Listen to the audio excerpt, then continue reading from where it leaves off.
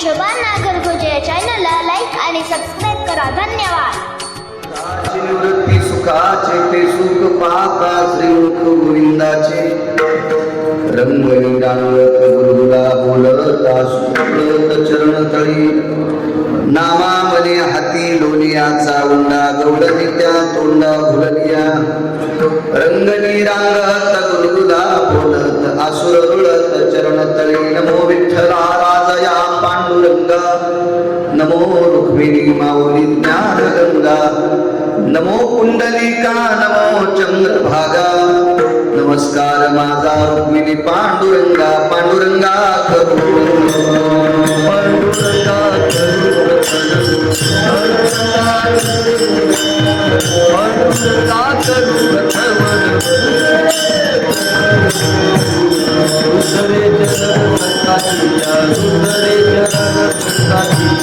पांडुरंगा करू प्रथम नमन दुसरे चरण संताचे त्यांच्या कृपादाने कथेचा विस्तारो बाबाजी सद्गुरु दास तुका मनोजवं मारुत तुल्य वेगं जितेंद्रियं बुद्धिमतां वरिष्ठं वातात्मजं वानरायुत मुख्यं श्रीरामदूतं शरणं प्रपद्ये नागेन्द्रहराय त्रिलोचनाय भस्मांगरागाय महेश्वराय नित्याय शुद्धाय दिगंबराय तस्मै ओंकाराय नमः शिवाय शरदिंदु समाकारे परब्रह्म स्वरूपिणी वासरा पीठ निलये सरस्वती नमस्तुते विठ्ठल विठ्ठल विठ्ठल विठ्ठल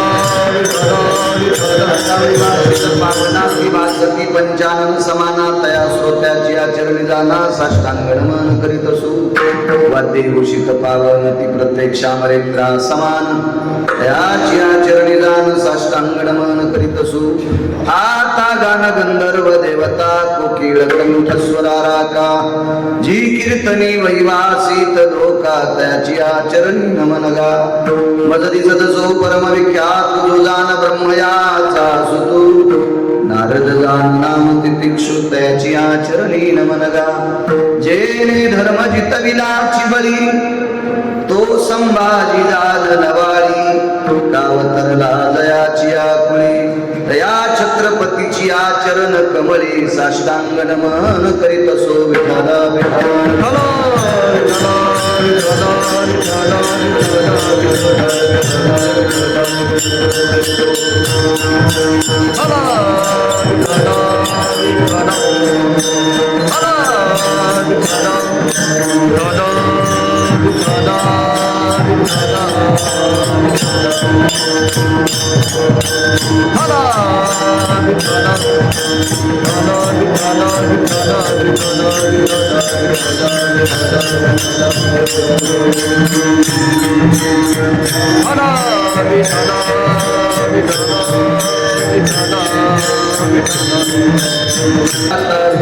विलासिनी जय चातुर्यार्थ कला कामिनी ते श्री शारदा विश्वमोहिनी नवी दिव्या नदी दिव्य गोदा तटीचा विलासी सदा प्रिय जो सज्जना वैष्णवासी जयावर्णिता प्रेमात्यंत चित्ता नमस्कार माझा श्री गुरु एकनाथा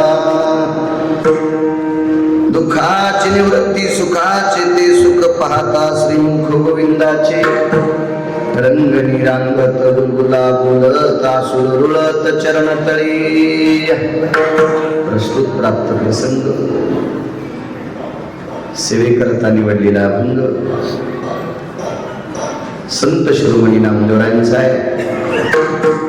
मालक या अभंगाद्वारे नमूद करतात दुःख निवृत्तीचं साधन पाहता श्रीमुख गोविंदाचे विश्वाच्या मालकाचं जगदानंद कंद जगतपती द्वारकाधीश कृष्ण परमात्मा गोविंद पंढरीश पांडुरंग परमात्म्याचं मुख बघितलं की दुःख जातं. एवढं त्या मुखात तेज आहे. पण दुःख जाण्यासाठी रात्री बोलून गेलो तशी दृष्टी असली पाहिजे. पाहता पाने दुरी सारोनिया आपल्या दृष्टीत तो भाव ठेवला पाहिजे देवाविषयी. आई स्वतःच्या चिमुरल्या लेकराकडे पाहत असताना जितका तिचा गोड भाव असतो असा भाव जर देवाकडे बघत असताना ठेवला तर आपलं दुःख जाईल. कृपाळू आहे जगाचा भाव.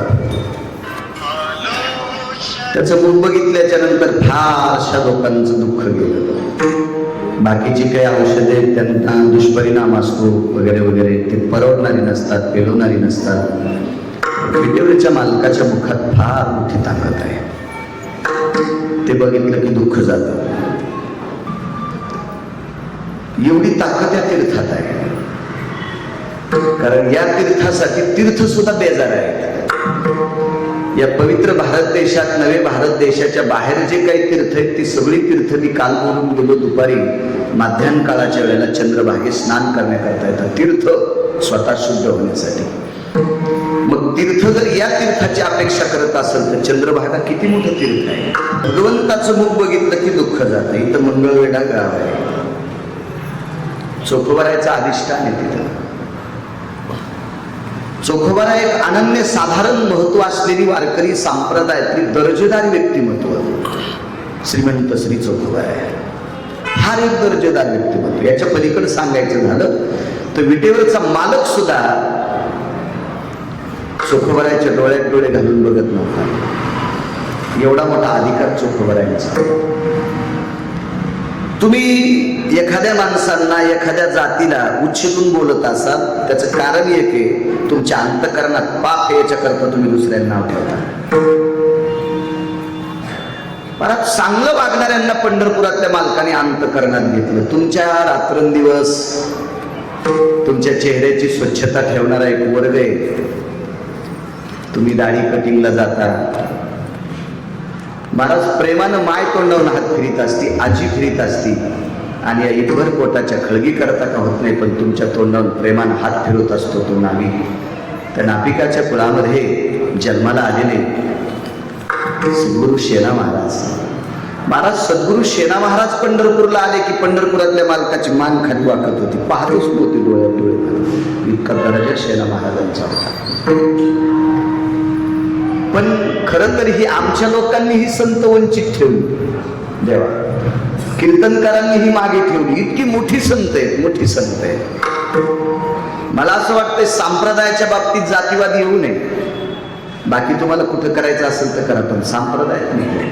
कारण या संप्रदायात जातीवाद नाही. यातायाती धर्म नाही विष्णुदासा निर्णय तो आयसा वेदशास्त्री. एवढा प्रचंड अधिकार आहे लोकांचा. बघा मंगळवेढ्याला चोखोबारायांचं वास्तव्य. एका झोपड्यात राहणारा वारकरी, रानोबा नावांचे वारकऱ्यांचे सुपुत्र रानोबा होते. त्यांचे वडील अधिकारी महात्मा होते.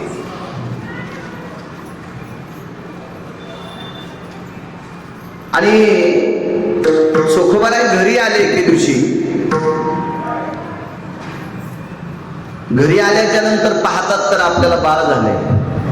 दुःखाची निवृत्ती या मालकाच्या मुखात. हरी म्हणजे हाच मालक आहे. पाहता श्रीमुख गोविंद. गोविंद म्हणजे हाच आहे. तुम्हाला कुठं सापडेल दुसरा गोविंद? हाच आहे. घरी आल्याच्या नंतर पत्नीनं सांगितलं, मालक काल रात्रीपासनं माझ्या वक्षस्थळात दूध नाही आणि 28 दिवसाचं बालक आहे. नुकतंच 28 दिवसापूर्वी झालेला बाळ, त्याला न भाकरी खाता येते, न चपाती खाता येते, न शिरा खाता येतो, काहीच नाही. त्याला फक्त दूध लागते. एक तर आईचा असावा नाही तर गाईचा असावा. पण तुमच्या आमच्या घरच्या गाईचं दूध विकत घेण्यासाठी चोखोबाराकडे पैसे नाही. काय भीषण परिस्थिती असेल. पत्नीला सांगितलं, प्रिय आपण काही पांडुरंगाला मागितला नव्हता, दिलंय त्यानं आपल्याला बाळ, पुत्र दिलाय. पण आता जर तुझ्या वक्षस्थळातलं दूध नसेल आणि तो जर मृत्यू पावला तर त्याचीच इच्छा आहे. त्याला मारायचं असेल तर मारी, जिवंत ठेवायचं असेल तर ठेवी. देऊतल्या मालकांचा एक नाट आहे.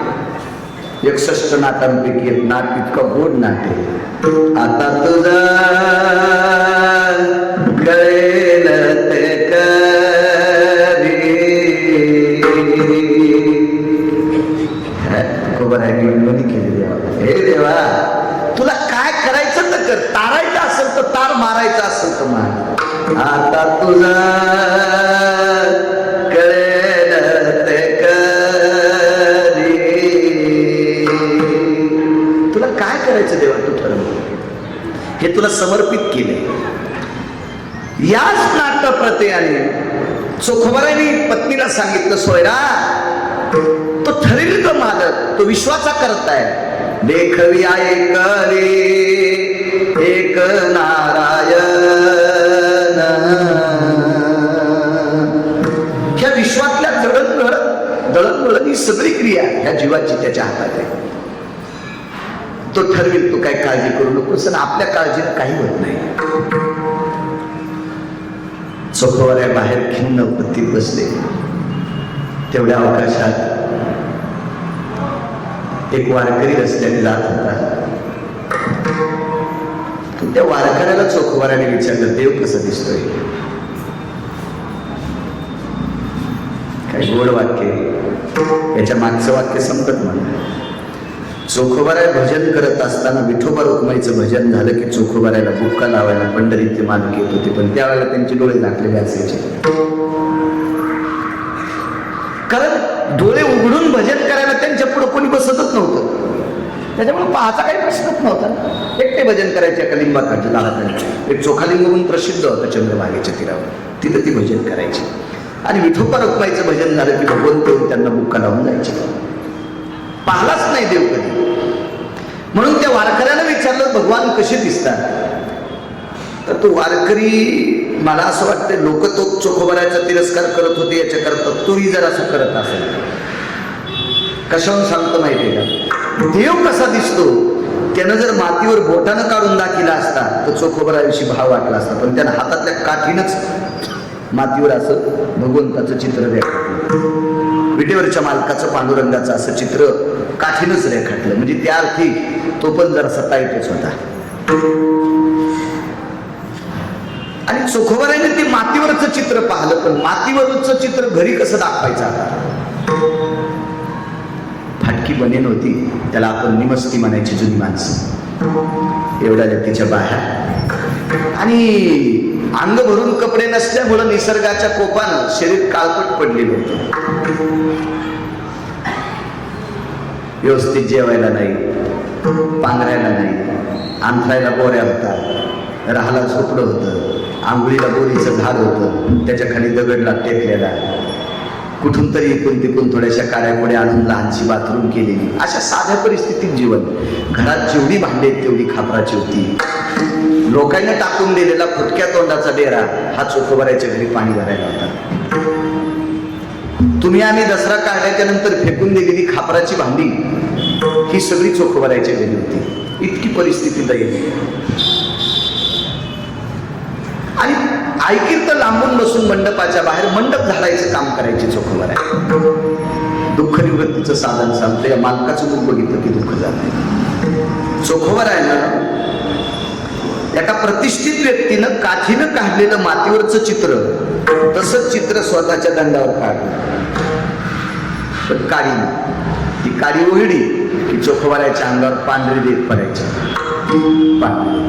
तुम्ही अजूनही दिवसभर शेतात जर काम केलं ना, हात शर्ट असल्यावर असा हात काळपट पडतो, त्याच्यावर तुम्ही अशी रेग वळली की रेग पडत. हा निसर्गाचा नियम. तर चोखोबाऱ्याच्या जीवनात कधीच भरपूर कपडे घालायला भेटले नाही. किती शरीर हे असं. ती पांडुरंगाची प्रतिमा एका व्यक्तीनं पाहिलेला देव मातीवर काढला आणि तो चोखोबाऱ्याने दंडावर काढला. घरी गेले, पत्नीला सांगितलं, सोयरा आपला बाळ वाचेल. काय दूध आणलं तुम्ही? नाही, दूध शक्य नाही. खरं तर गायनाला चोखोबाऱ्या त्यांच्या बहिणीकडे गेले ते दूध आणायला. संसाराचे दुःख धरोनी मानसी सोखा मिळून पुरीसी जाता झाला. प्रपंचाचं दुःख होतं. मेहुणपुरी, मेहुणा राजा नावाचं गाव बुलढाणा जिल्ह्यात चोखोबाऱ्याची निर्मळा नावाची बहीण होती. तिथं गेली. बहीण फार श्रीमंत होती. बहिणीनं बसायला गालीच्या टाकला. वैकुंठवासी साहेबराव महाराज सोनोटीकर सांगायचे की चोखोबराच्या बहिणीच्या बैलगाडीला सोन्याच्या शिवळा होत्या. मला नाही भारत देशात कोणाच्या बैलगाडीला सोन्याच्या शिवळा दिसल्या. काय श्रीमंती असेल, काय श्रीमंती. बहिणीच्या बैलगाडीला सोन्याच्या शिवळा आणि भावाला खाला नाही. परिस्थिती असते, पण कधी कोणापाशी वक्तव्य नाही केलं. त्या बहिणीने बसायला टाकलं. बै सोनी एकांत पुसे दूध मात. गाथावाचं लक्षात येईल तुमच्या.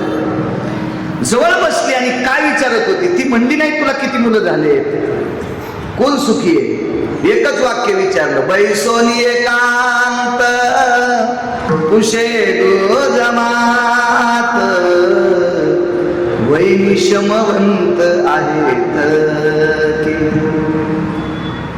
जगातली पहिली क्रांती, जगातला पहिला बदल आहे की जिनं भावाला विचारलंय भाऊजाई खुशाल आहे का. तुम्ही कोणी माणसं बहिणीची तर गेली तर ती एकच विचारीन, आई खुशाल आहेत का, बाबा खुशाल आहेत का, दादा तुझे लेकर खुशाल आहेत का, तुझे नातू खुशाल आहेत का, भाऊजाई खुशाल आहे का, असं विचारणारी मला महाराष्ट्रात अजून कोणी बहीण सापडलेली नाही. ती फक्त एकच आहे, ती चोखोबराची बहीण. वैनी शमवंत आहेत की. डोळे भरून आले.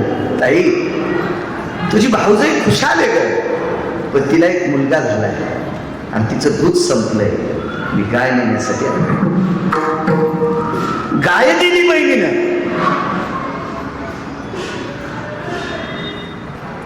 गाईचं दूध नाही का. वासरू आखडायचा धर्म चोखोबराकडे नव्हता, नाही का. आता करायचं काय. या वारकऱ्याला देव कसा दिसतो विचारलं. सांगितलं होतं भगवंताचं मुख बघितलं की दुःख झालंय. एवढी त्या मुखात ताकद आहे. दंडावर चित्र काढलं. पत्नीनं सांगितलं प्रिये ते एकदा डोळे उघडील का. तिनं सांगितलं 3 तास झाले आता डोळे बंद झाले, ते आता डोळे उघडीत नाही. मी थांबते, हे करते, हाताच्या मुठी वळल्या येतात, ते उघडत नाही. चोखोबराने सांगितलं डोळ्याचं पापंद होतं, एका सेकंदापुरते जर डोळे उघडे तर ते जगतंय का, पण डोळे उघडण्याचा प्रयत्न कर. तिनं सांगितलं वक्षस्थळ स्तन जर मुखात दिलं तर पिण्याच्या अपेक्षेने डोळे उघडते, पण या 2 तासामध्ये मी तो प्रयत्न करते पण त्याच्यातून दूधच येत नाही, त्या अर्थी ते डोळे उघडत नाही. करणं का प्रयत्न करणं. आणि त्याच्या मुखामध्ये स्तन दिलं आणि पाठ थापतीने बाळा उघडलं डोळे. आणि त्या अपेक्षेनं, भुकेच्या अपेक्षेनं डोळे उघडले आणि तितक्या टायमात दंड दाखिला. तेवढ्या अवस्थेत दंड दाखिला. मुलगा सदृढ झाला, सदृढ झाला. महाराज हा चोखोबराचा सिद्धांत आहे. चित्रातला पंढरीतला मालक पाहला, प्रतिमेतला पाहला, तो चोखोबराचा भाव सदृढ होतोय. महाराज त्याच्या मुखात किती ताकद असेल, हे रूप पाहिल्याच्या नंतर किती ताकद असेल. त्या अख्ख्या प्रपंचाचं दुःख संपत आहे.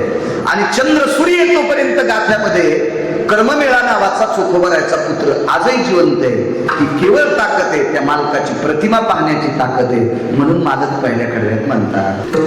पुतना नावाची व्यक्ती श्रीमद भागवतामध्ये तिचं वर्णन आलं. पुतना ही वासना आहे.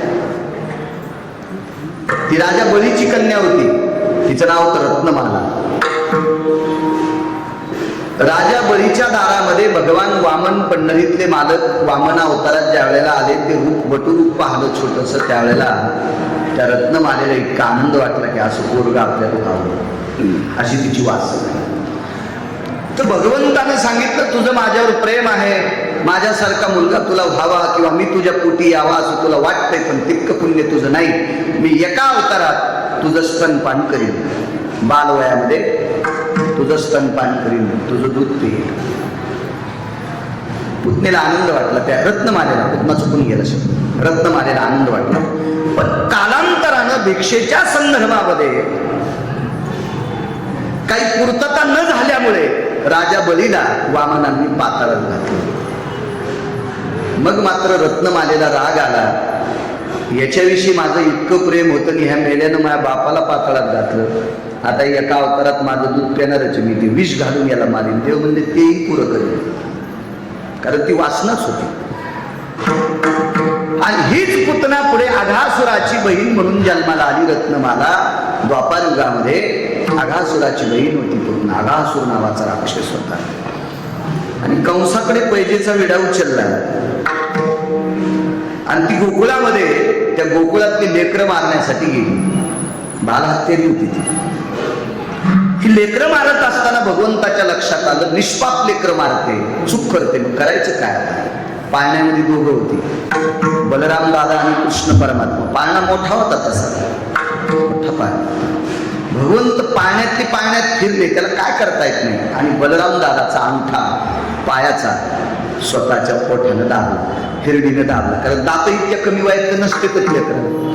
अंगठा दाबल्याबरोबर गोकुळ हल्लं आणि पुतणीला गोकुळ हल्ल्याबरोबर पुतना ज्या दारापुढे होती त्या दारापुढे नंदराजाचा वाडा तयार झाला. बरोबर असं गोकुळच हल्लं. ग्रामसेवकला पण कळालं नाही कोणाचं घर कोणीकडे गेलं, नंबर कोणता लावा. इतके पटापटा घर हल्ले.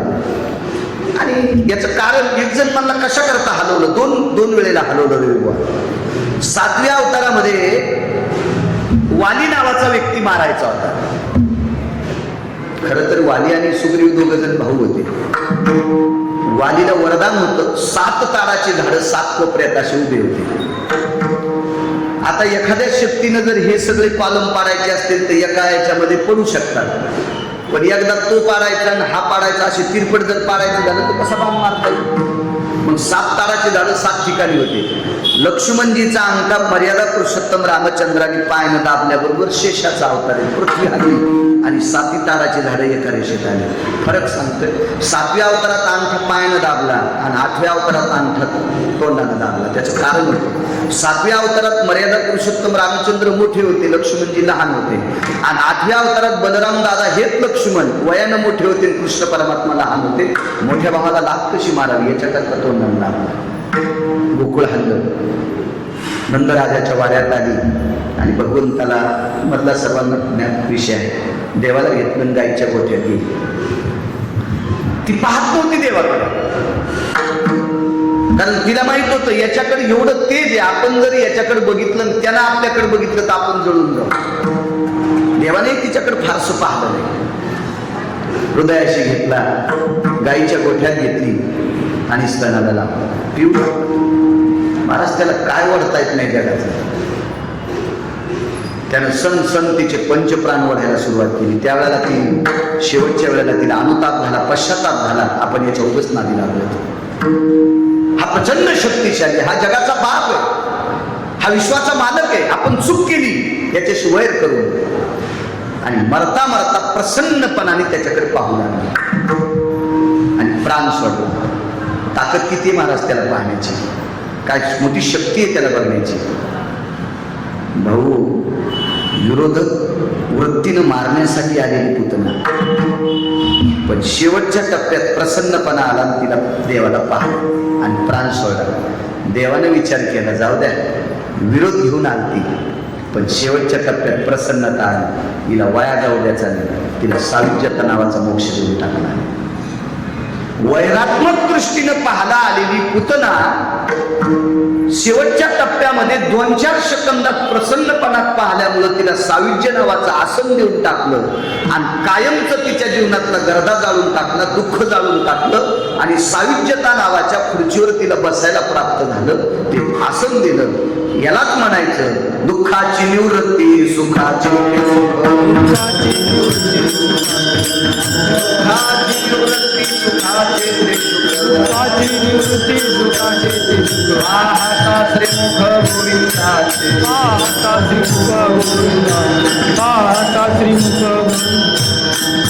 इतक्या विरोधाभाव धरून आलेली पुतना तिला सुद्धा सायुज्य देऊन टाकलं. ही त्या मालकाच्या मुखातली ताकद आहे. काय प्रचंड शक्ती आहे, काय पवित्र मुख असत. डोळ्याची भूक नवजे माझ्या, पाहता श्रीमुख सुखावले सुख. डोळ्याची भूक नवजे माझ्या, सुख सुद्धा सुखावतंय. एक प्रसंग मांडतो तुमच्या पुढे. चला, चोखोबाराय गरिबीतले वारेकरी होते. पुतना ही राक्षसाच्या कुळातली होती. पण एका राजघराण्यातली बाई तिच्या नवऱ्याला 222 पद होते, मंत्री पद 222, एकट्यालाच होते, एकट्यालाच 222. आणि तो मंत्री काही तुमच्या माझ्यासारख्या मरक्या माणसांचा मंत्री नव्हता, तो आमरांचा मंत्री होता, देवांचा राजा होता, देवांचा. बसायला ऐरावत नावाचा हत्ती होता. राहला अमरपुरी नावाचं सोन्याचं गाव होतं.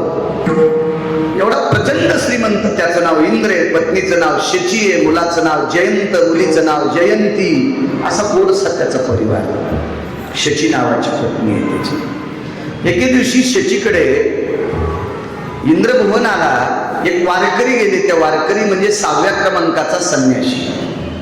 त्या संन्याशाचं नाव आहे देवर्षी नारद. 19 संन्याशी आले माझ्या वाचनामध्ये.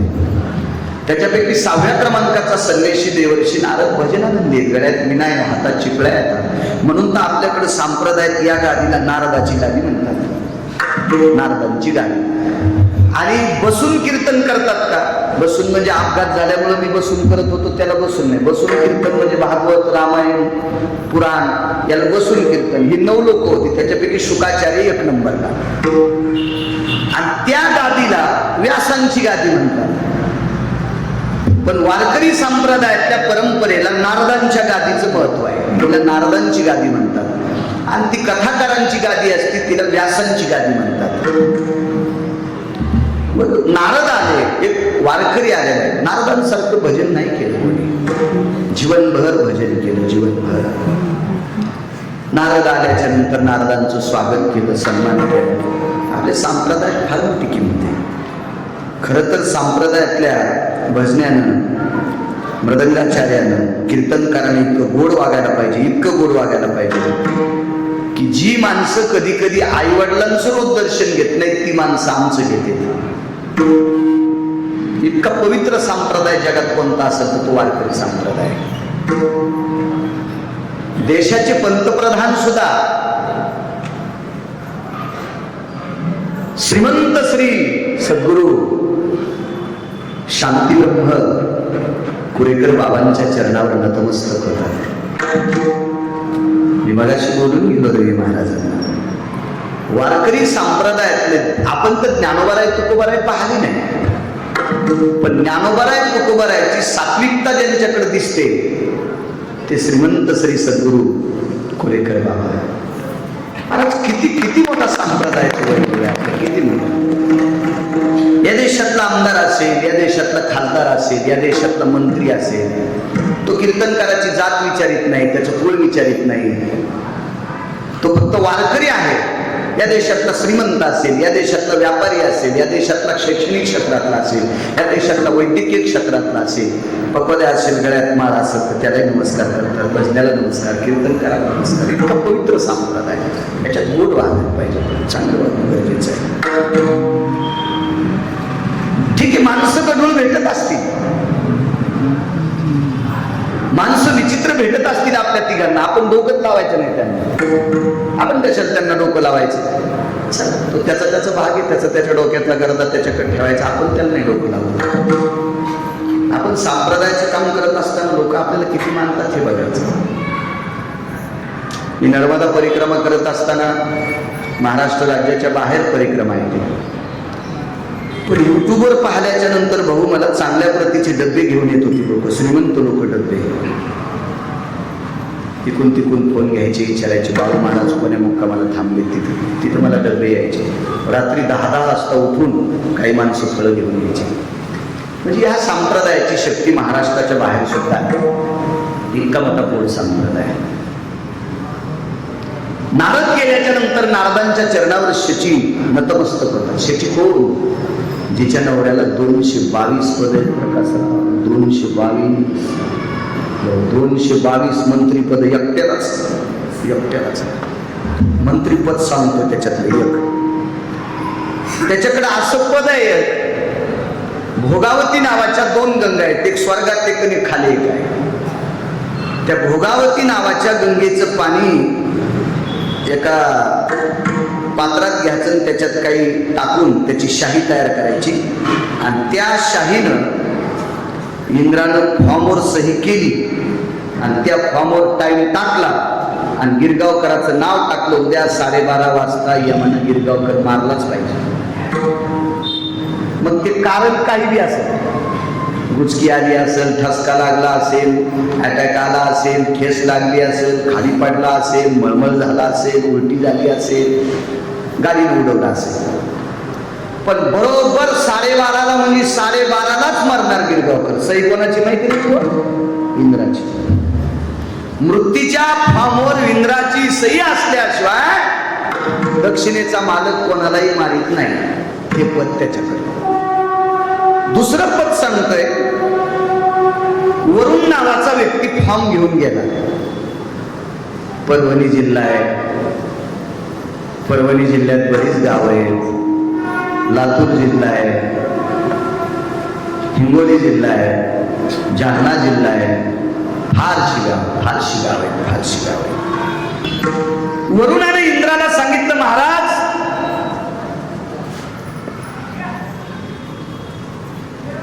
परभणी जिल्ह्यातला एक तालुका आहे, त्या तालुक्यातले सगळी सोयाबीन वाळायले, पाऊस पाडावा लागतो. इंद्रानं सांगितलं, वरुण वापस जाय, पाऊस पाडत नाही त्या भागात. बरं ठीक आहे. आणि तिसऱ्या दिवशी इंद्रानं वरुणाला बोलून घेतलं, फॉर्म घे इकडं. ते फॉर्म घेतला आणि त्याच्यावर कशी सही केली देव जाणे. पाऊस पडला, पण सोयाबीन शिल्लक तुला नाही, वाटीसारख्या गाडी पाडली. चांगला पाऊस पाडून पीक किती येऊ द्यायचंय हे त्याच्या सही नाही, आणि प्रचंड पाऊस पाडून पीक मातीत घालायचंय हे इंद्राच्या सही नाही. सांगणारा तर हा मालक आहे, इंद्राला आदेश देणारा हा सगळ्या मंत्र्यांचा बॉस आहे इथं बसलेला. महाराज एवढं पच्च्या राजाकडे त्याची बायको नारदांचं दर्शन घेते. ऐका पंडित जन तुमचे वंदितो चरण, नका करू नरस्तुती माझी परिसावी विनंती. ऐका पंडित जन तुमचे वंदितो चरण, नका करू नरस्तुती माझी परिसावी विनंती. फारसं म्हणायचं नाही, निंदा अथवा स्तुती करावी देवाची, कीर्ती मानवाची गाऊ नये किंवा वर्णू नये. याच्याही पलीकडे इतराची स्तुती आम्हा ब्रह्मा. एका विठ्ठला वाचून या, नालायकांची स्तुती करणं म्हणजे ब्राह्मण कापल्याचं पाप लागतंय. पण त्याचं वर्णन करावा, त्याला सोंभाळावा, मग त्यांना आम्हाला मोठं पाकिट द्यावा, ही अपेक्षेनं संप्रदाय चाललेला आहे, या अपेक्षेनं. पण एक सांगू का तुम्हाला, सोंभाळल्याने एखादी गोष्ट भेटत असेल पण टिकायची का ती प्रारब्धाने टिकत असते. आपण किती आरडतो प्रकाश बुवा, अन्न मान धन हे तो प्रारब्धाधी.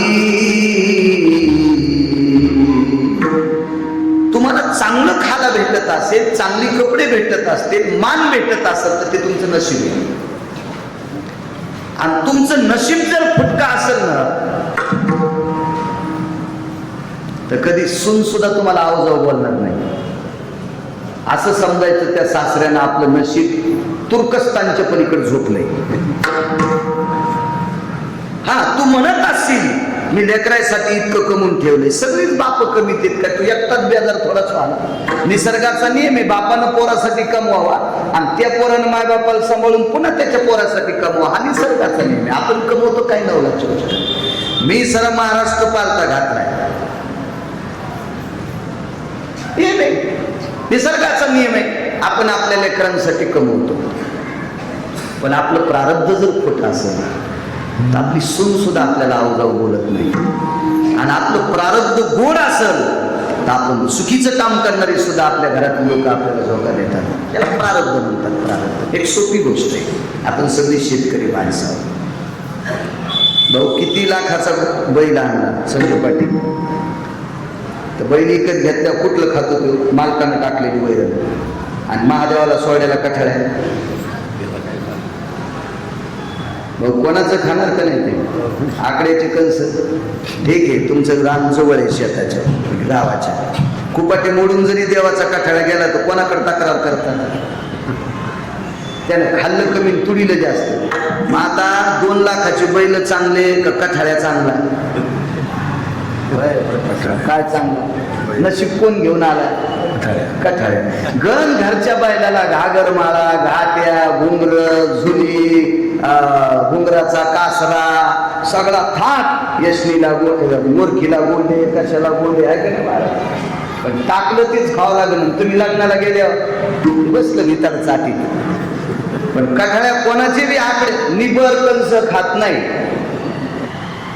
निवळ चिकाळ्यातले खात नाही, बुरड्याचीच खातो, म्हणजे त्रास होईल. मग सांगा तुम्ही 2 लाखाचा बैल घेतलेला तो नशिबवान का कठाळ्या? कठाळ्या नशीब घेऊन आला. नशीब. अजूनही लक्षात घ्या, महाराष्ट्रात फिरत असताना काही लोक असे श्रीमंत भेटतात. एका श्रीमंत माणसाच्या कुत्र्याला रविवार लहानशी कॅबिन होती, अशी गेटच्या पुढे केलेली. त्या कॅबिन मध्ये 1000 वॅटची एसी कुत्र्याला, एसी बसलेली कुत्र्याला. हो. आणि त्या कुत्र्यानं जर घाण घेऊन केली तर ती 12-12 तासाचे 2 नोकर कुत्र सांभाळायला. बाहेर फिरून आण, पाय मोकळे करून आण, आमक करून आण. काय कुत्रे नशीब घेऊन आले काय काय. प्रारंभ काही लोकांची कुत्रे विमानानं. सगळं कुटुंब गेल्यावर कुत्र कुठं घरी ठेवायचं, त्याचंही तिकीट काढून विमानानं. तुम्हाला कसं ठेवायचंय हे त्यांना आधीच ठरविलंय. तुम्हाला कोण्या स्तरावर ठेवायचं त्यांना आधीच ठरविलंय. तुम्ही फार सांभाळून जरी एखादा तुमच्याकडे घेतला असेल तर तो कालांतरानं तुमची वरखंडेली काढली. इतकं गिरगाव करायचं लक्षात ठेवा. विठाला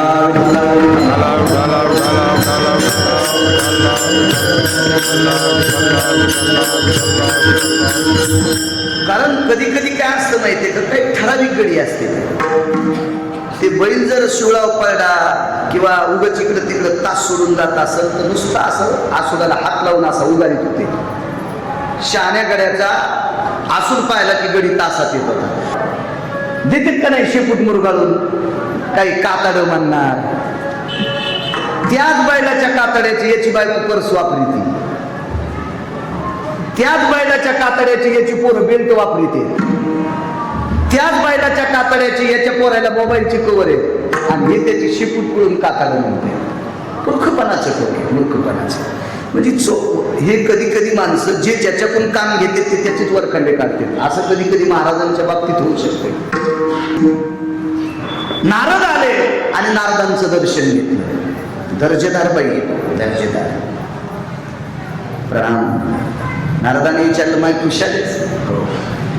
बरं आहे म्हणावं, एवढंच म्हणायला पाहिजे. पण तिनं नारदान म्हणली मायासारखी सुखीच कोणती. नारद म्हणले बाई आता पंढरपूरला सत्ता चालू आहे, त्या सप्त्यातल्या काल्यातल्या पंत्रवाळ्या उचलून तुला चंद्रभागेच्या लांब नेऊन टाकायचे, हे काम ती आता बोलले मीराबाई मठामध्ये. ती म्हणजे मी इंद्राची बायको आहे आणि मला हे कसं शक्य आहे, मला हे पंत्रवाळ्या उचलायचं काम कसं येणार. नारदांनी सांगितलं बाई आज संध्याकाळी तुझं पुण्य संपणार आहे आणि पुण्य संपल्याच्या नंतर तुला मृत्यूलोकात जन्म भेटणार आहे आणि तुला कामच करावं लागणार आहे. 33 कोटी देवांच्या राजाची बायको. दुःख वाटलं आणि विचारलं महाराज मला सुख पाहिजे, जा खाली. गोकुळात आली आणि गोकुळात आल्याच्या नंतर एका अनया नावाच्या गवळ्याची पत्नी म्हणून जन्म घेतला आणि भगवंताला पाहत राहिली. मिस पानियाचे गोविंदाचे चट चट म्हणजे आवड. पाण्याचं निमित्त करीत होती आणि भगवंताला पाहायला जात. भरला उलंडोनी रिता करी घट. रांजून भरलेला रिकामा करायची, म्हणजे सासून म्हणायचंच नाही रांजून भरला तरी पाण्याला कशाला चाललं. भरलेला पुन्हा मोडीत रिचून द्यायचा. भरला नाही आता नाही भरला. तिला ते पाणी आणण्याचा त्रासच वाटून नव्हता. तिला एकच वाटायचं काय त्रास झाला तरी हरकत नाही पण त्याला बघायचं, ती देवाला बघायची. शेवटचा पुरावा सांगतोय. इतकी देवाला पाहायची, इतकी देवाला पाहायची की तिनं पाहिल्याच्या नंतर इतकं कर्ज झालं. मी रात्री पुरावा त्याला. ब्रह्मांडाचा धनी तोरे संती केला रुनी म्हणून नाचे मागे मागे वाहे अंगे भार त्याचा ब्रह्मांडाचा धनी तोरे संती केला रुनी. कर्ज आहे, राधेचं कर्ज झालं देवाच्या डोक्यावर. तोही राधेला पाहण्यासाठी इतका पागल झालाय. एके दिवशी राधा पाण्याला जात असताना हा धार काढायला निघाला, दूध काढायला निघाला. गाईला वासरं सोडले आणि राधेला पाहता पाहता वाऱ्यात बैल होता, त्या बैला खालीच बसला. राधेला पाहून भुलले हरी बैल दोहितो नंदा घरी वारी आली कुंडल हाले डोळे मोडे तर राधा भुलून गेलाय. भुलणं म्हणजे वेडा झालाय, भुलणे म्हणजे पागल झालाय. एके दिवशी राधेला विचारलं, राधे मी तुला काय देऊ ग? राधेनं सांगितलं काहीच देऊ नकोस, मी फक्त तुला पाहण्यासाठी आले, मी फक्त तुला पाहण्यासाठी आले. आपल्या संप्रदायातल्या काही भडव्यांनी राधा शब्दाचं मात्र केलं त्या हरामखोरांनी. खालून संसार पेटतील त्या भडव्यांची. काही तुमच्या बापाची जी आगिरी का संप्रदाय. राधा हे इतकं पवित्र स्थान आहे. श्रीमद भागवतामध्ये राधेचं नाव घेतल्याच्या नंतर शुकाचार्यांना समाधी लागत होती, समाधी. एवढा मोठा अधिकार राधेचा होता. आणि त्या राधेला आपण काही म्हणायचं, तिच्यावर कसलंही काव्य रचायचं. राधेचा अधिकार बघायचा असेल तर मिळवण्याच्या डोळ्यांनी पहा. त्या हरामखोरांना लिहिलेल्या पाहू नका, खालून संसार जळते. महाराज नाक कोणाला इचकीत असतात लोक, कारण खालचे जे नाक इचकीत असतात का हे का लय शुद्ध असतात का? हे आग्या मोहळाच्या माश्या येतात. ज्यानं धुपण आणलं त्याला कांदा काढू देतात आणि ज्यानं गण लावलं त्याला डसत येतात. हे खालचे लोक प्रसन्न झाले म्हणजे तुम्ही मी केलेलं चांगलं आहे असं कधी डोक्यात नाही ठेवायचं. महाराज विश्वाच्या मालकाच्या अंतकरणातल्या लोकांना आपण घाणेरड्या शब्दात वर्तन केलं की मग ते अशी बुक्की मारते, आवाज निघत नाही पण आग झाल्याशिवाय राहत नाही. राधा फार एक अनन्यसाधारण म्हणतोय, मी तुला बघण्यासाठी आलते देवा, मला तू काय देणार आहे? अरे 222 पद तिच्या नवऱ्याला आहेत, मी त्याची बायको आहे. सोन्याच्या नगरीत राहणारी मी. अरे जयंत पुत्र आहे माझा, जयंती कन्या आहे माझी, मी इंद्राची बायको आहे. मला काय देणार आहेस तू? मला फक्त तुला पाहण्यासाठी आलते. देवानं सांगितलं राधे पण माझी इच्छा आहे, तू काहीतरी माग. काय देशील मला? वैकुंठ. आणि वैकुंठात राहिलंय काय? मला कशाला वैकुंठ? तू तर खाली आलास, कारण तुला सुख संतांकडे वाटायला. या सुखा कारणे वैकुंठ सोडून संत सदनी राहिला. कशाला मला वैकुंठ देतेस? नावडे वैकुंठ शेषाचे शयन वैष्णव सदन आवडते. तुला वैकुंठ आवडत नाही, तुला शेषाचं आसन आवडत नाही, तुला संतांचं सदन आवडतो, मला तिथे तूच कशाला? म्हणे राधे तुला सत्य लोकाचा राजा करतो. ती म्हणली नको. सत्य लोकाची गादी सांभाळत असताना त्याला स्वतःची पोरगी कळाली नाही, मला कशाला ती गादी देतोस? वेदार्थाचा गोवा कन्याभिलाष वेदे नाही आईसे सांगितले. नकोय मला ते पदही नकोय. भगवान देवादिदेव विश्वनाथाच्या कैलासावरचा आधिपत्य देते. ऐक ना देवा, कैलासाचे मालकच रोज सकाळी तुझ्याकडे येतात. त्रिशूल डमरू घेऊन आला गिरजेचा रोज सकाळी. मला काहीच देऊ नकोस, काहीच देऊ नकोस. राधे माझा अपमान करू नकोस, मी तुझ्यावर प्रसन्न आहे.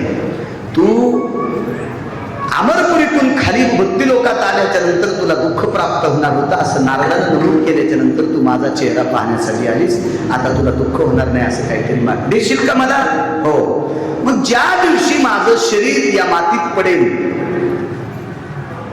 आणि ज्या मातीत माझं शरीर पडेल त्या मातीत माझ्या शरीराची विल्हेवाट होईल.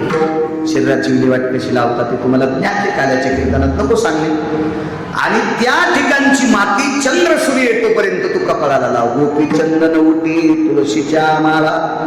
राधेचं शरीर ज्या मातीत समर्पित केलं त्या मातीला गोपीचंद म्हणतात. गोपी म्हणजे राधा. आणि राधेच्या अंगाची माती पंढरपुरातला मालक आजही कपाळाला लावतो.